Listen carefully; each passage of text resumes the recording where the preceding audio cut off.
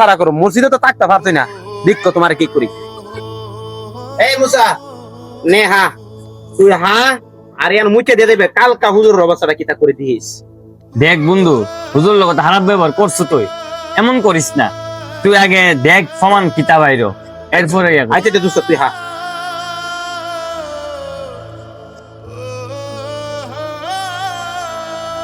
কিরে দোস্ত হাইডার স্যার বন্ধু শেষ।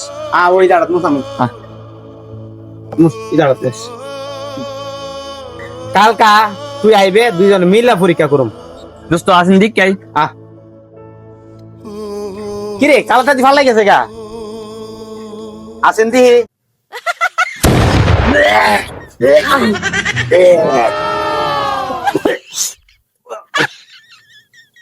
কি দিয়েছে বন্ধু?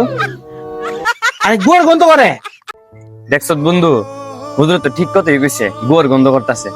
না জানি না বুঝতে হুজুর কত অপমান করছ, আর হুজুর লই গেলে।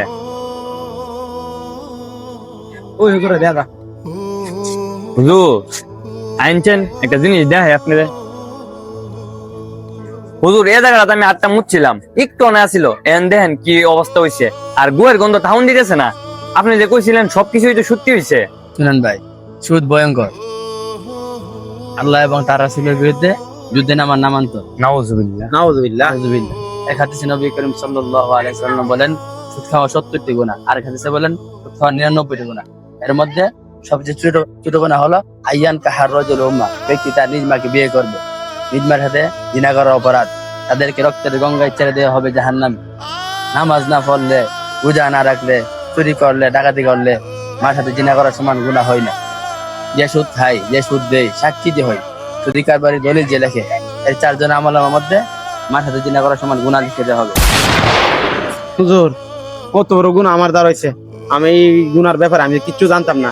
আপনার সাথে অনেক খারাপ ব্যবহার করছি, আপনার তুই তাহার করছি, অনেক খারাপ ব্যবহার। আপনি আমার মাফ কিরা, আমার সত্যির একটা রাস্তা দেখাই দিন। আমি গুনাহ থেকে কিভাবে বাঁচাতাম।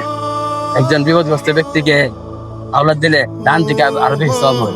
যদি আপনি সঠিক পথে আসতে চান, তাহলে এখন থেকে যারা বিপদগ্রস্ত আছে তাদেরকে আপনি আওলাদ দিবে, সুদ লাগায়েন না। এখন থেকে 5 দিন নামাজ পড়বেন আর সঠিক পথে চলবেন। ইনশাআল্লাহ হুজুর।